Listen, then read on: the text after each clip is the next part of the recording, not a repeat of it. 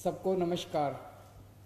आज देश भर से आम आदमी पार्टी के कार्यकर्ता इस कार्यक्रम से जुड़े हुए हैं। सभी कार्यकर्ताओं को मेरा नमस्कार और सभी कार्यकर्ताओं को स्वतंत्रता दिवस की ढेर सारी शुभकामनाएं, सबको ढेर सारी बधाई।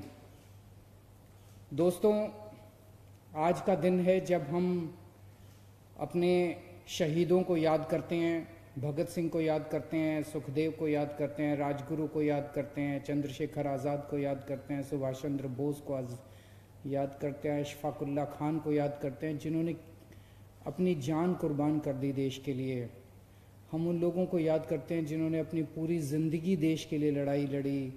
महात्मा गांधी को याद करते हैं, बाबा साहब अम्बेडकर को याद करते हैं, सरदार पटेल को याद करते हैं, जिन्होंने पूरी ज़िंदगी अपने देश को आज़ाद कराने के लिए तपस्या की। और पिछले 70 साल में, 73 साल में जब से देश आज़ाद हुआ है, न जाने कितने सैनिक बॉर्डर के ऊपर हमारे देश की आज़ादी को सुरक्षित रखने के लिए शहीद हो गए। अभी कुछ दिन पहले ही हमने सुना था कि किस तरह से इंडो चाइना बॉर्डर के ऊपर हमारे 20 सैनिक शहीद हो गए। हमें कई बार एहसास भी नहीं होता जब हम अपनी ज़िंदगी जी रहे होते हैं कि ये लोग, हम कैसे अपनी ज़िंदगी में बिना एहसास की आज़ादी से घूम रहे होते हैं, अपने परिवार को पाल रहे होते हैं, अपनी नौकरी कर रहे होते हैं। हमें एहसास भी नहीं होता कि हमारी आज़ादी की कीमत क्या है। हमारी इस आज़ादी को कुछ लोग अपनी जान की बाजी लगा के इस आज़ादी को बरकरार रखे हुए हैं। आज आइए हम सब लोग उनको नमन करते हैं, उनका सम्मान करते हैं। आज आपसे एक बड़ी अहम चर्चा करने के लिए मैंने ये मीटिंग रखी है देश के सभी कार्यकर्ताओं के साथ। हमारा पूरा देश, पूरी दुनिया इस टाइम कोरोना की महामारी से जूझ रही है। दिल्ली में भी खूब कोरोना हो गया था। एक टाइम ऐसा था जून के महीने में, आज से 2 महीने पहले, एक टाइम ऐसा था दिल्ली के अंदर इतना ज़्यादा कोरोना था कि चारों तरफ डर का माहौल था, केसेस बढ़ रहे थे, अफरा तफरी का माहौल हो गया था। लेकिन फिर हम सब लोगों ने मिलके, सबको साथ लेके, सबको मिलके कुछ ही दिनों के अंदर हमने उस पर काबू पाया। मैं ऐसा नहीं कहूँगा कि दिल्ली की में हमने कोरोना की बाजी जीत ली है, अभी हमें काफ़ी और आगे जाना है। लेकिन जो स्थिति 2 महीने पहले थी उससे कहीं ज़्यादा स्थिति आज अच्छी कंट्रोल में आ चुकी है। और उसके लिए कई सारे कदम उठाए हम लोगों ने। प्लाज्मा बैंक बनाए, होम आइसोलेशन किया, टेस्टिंग खूब की हम लोगों ने, काफ़ी सारे कदम उठाए हम लोगों ने, बेड्स इंक्रीज़ किए, काफ़ी सारे कदम उठाए। आज पूरे देश में कोरोना बहुत तेज़ी से बढ़ता जा रहा है। इसकी मुझे अच्छी खासी चिंता होती है। डेली 60,000 से ज़्यादा केस देश भर से आते हैं और डेली लगभग 800, 900, 1000 के करीब लोगों की मौत हो रही है देश भर के अंदर। हर सरकार, राज्य सरकारें, केंद्र सरकार अपने अपने तरीके से कोरोना से निपटने के लिए अपने अपने तरीके से काम कर रही हैं। मैं काफ़ी सोच रहा था, मुझे लगता है कि अगर ये 2-3 कदम और जो कर रहे हैं वो अच्छी बात है, सारे जो कर रहे हैं कदम उठा रहे हैं वो अच्छी बात है। लेकिन अब जब कोरोना गांवों की तरफ फैल रहा है, गांव गांव में फैल रहा है, तो ये बड़ी चिंता की विषय है। क्योंकि एक तो हमने 70 साल के अंदर अपने गाँव के अंदर स्वास्थ्य सेवाएं उतनी अच्छी तरह नहीं पहुंचाई। अस्पतालों की कमियां हैं, डॉक्टर्स की कमियां हैं। शहरों में तो फिर भी अस्पताल मिल जाते हैं, शहरों में तो फिर भी डॉक्टर मिल जाते हैं, लेकिन गांव-गांव के अंदर कोरोना फैल गया तो इसकी स्थिति बड़ी भयावह हो सकती है। मेरे दिमाग में 1-2 सुझाव आ रहे थे, अगर कोई उनको करना चाहे। दिल्ली के अंदर हमने होम आइसोलेशन जो किया उससे कई सारे सबक मिले हम लोगों को।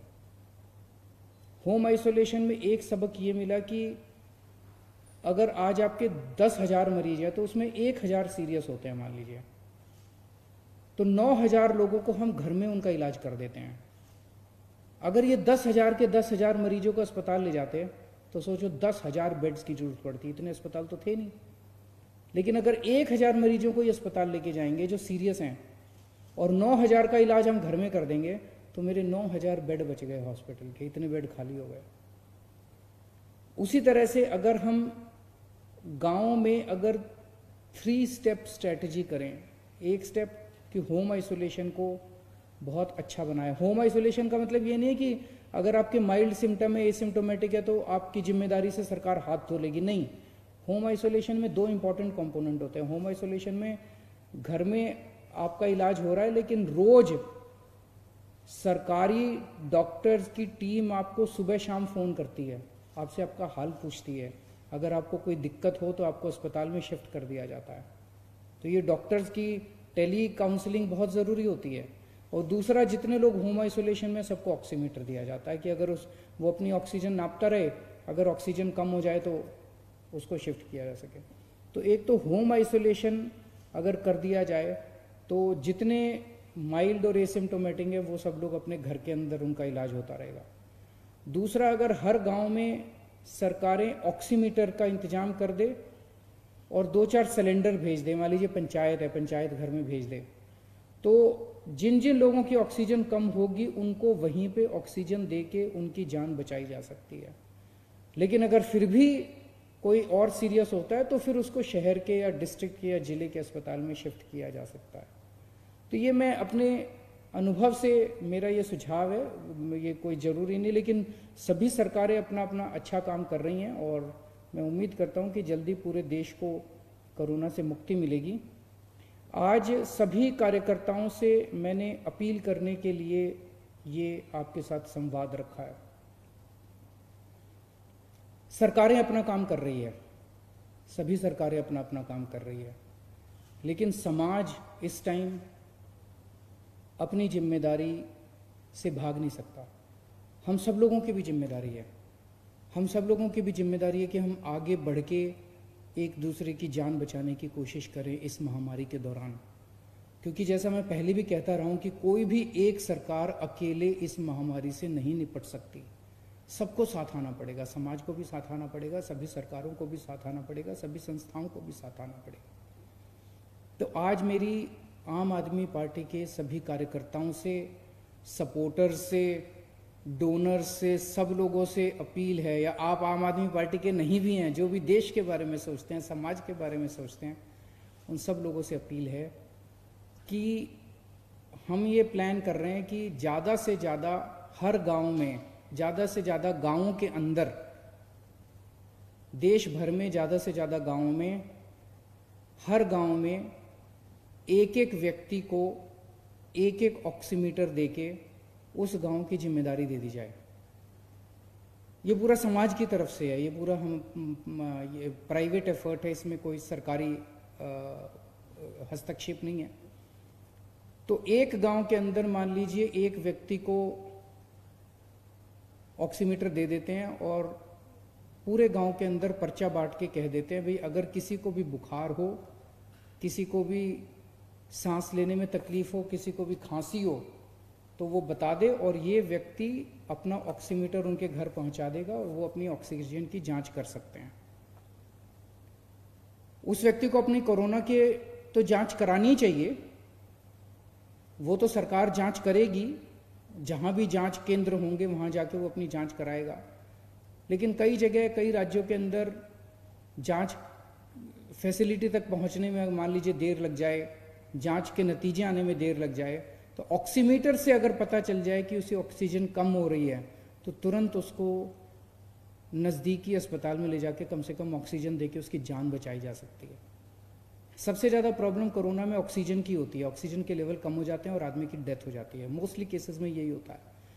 तो मेरी एक तो अपील है कि जो लोग ज़्यादा से ज़्यादा ऑक्सीमीटर्स डोनेट कर सकें, आप ज़्यादा से ज़्यादा ऑक्सीमीटर्स हमें डोनेट कीजिए और आम आदमी पार्टी को डोनेट कीजिए और हम ये ऑक्सीमीटर्स जो जिन जिन गाँव के अंदर लोग जिम्मेदारी लेने को तैयार होंगे उन गाँव के अंदर ये ऑक्सीमीटर पहुँचा देंगे और ज़्यादा से ज़्यादा पूरे देश भर में गाँवों में हम ऑक्सीजन जांच केंद्र, एक एक ऑक्सीजन जांच केंद्र बनाएंगे ताकि अगर किसी की ऑक्सीजन कम हो जाए तो वो अपनी ऑक्सीजन जांच करके और उसको उसकी जान बचाई जा सके। इसके ज़रिए हमारा मकसद केवल जान बचाने का है।